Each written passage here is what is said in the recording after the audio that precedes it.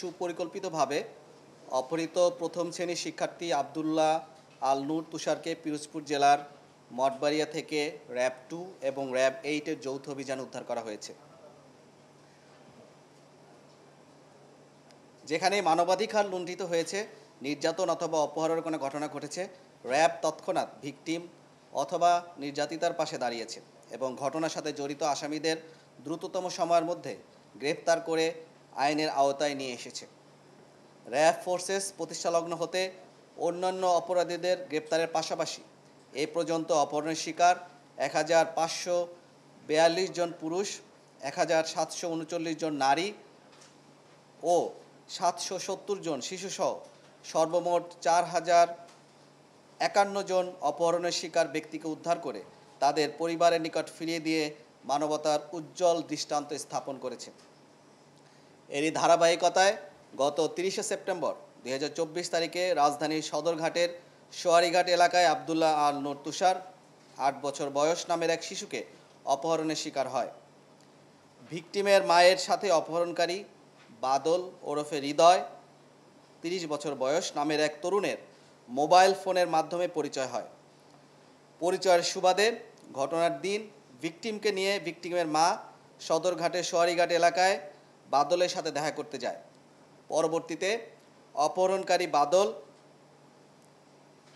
অপহৃত victim তুষারকে chips কিনে দেওয়ার নাম করে বর্ণিত স্থান হতে কৌশলে অপহরণ করে। ভিকটিমের মা সদরঘাটের সোয়ারিঘাট ও এর আশেপাশের বিভিন্ন জায়গায় খোঁজাখুঁজি করে না পেয়ে ডিএমপি থানার কোটালী থানায় একটি সাধারণ ডায়েরি করেন।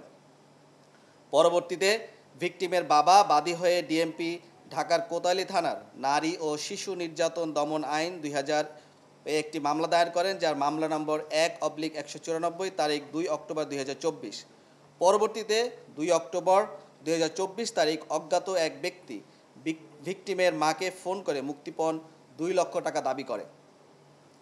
মুক্তিপণের টাকা না দিলে ভিকটিমকে প্রাণনাশের হুমকি প্রদান করে।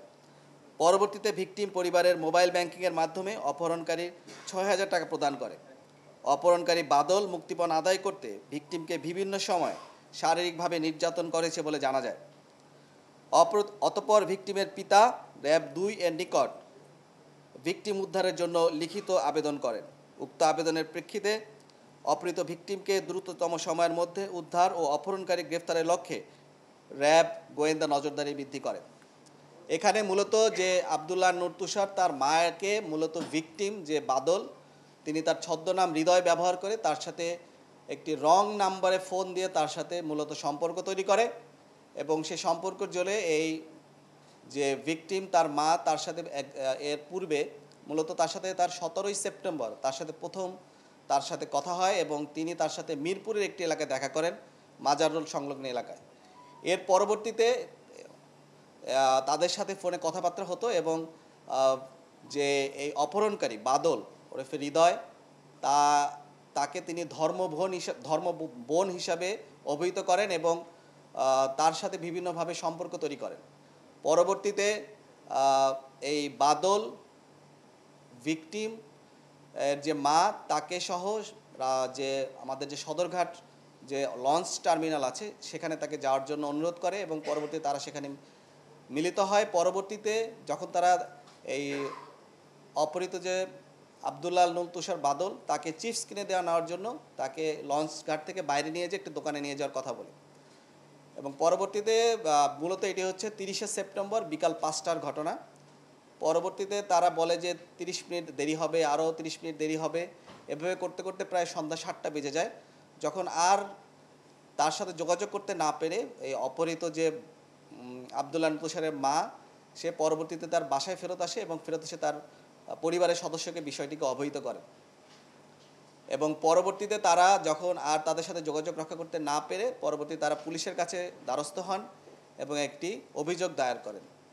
অভিযোগ দায়েরের প্রেক্ষিতে পুলিশ প্রাথমিকভাবে অনুসন্ধান করে কিন্তু কোনো সুরাহা করতে না পারে আর র্যাব 2 এর অধিনায়ক বরাবর তারা আবেদন করেন এবং এরই প্রেক্ষিতে মূলত আমরা র্যাব 2 এর অভিযানিক দল এই বিষয়টিতে ইনভলভ হই। পরবর্তীতে আমরা দেখতে পারি যে বিভিন্ন তথ্য প্রযুক্তির সহায়তায় যে তারা মূলত পিরোজপুরের মঠবাড়িয়ার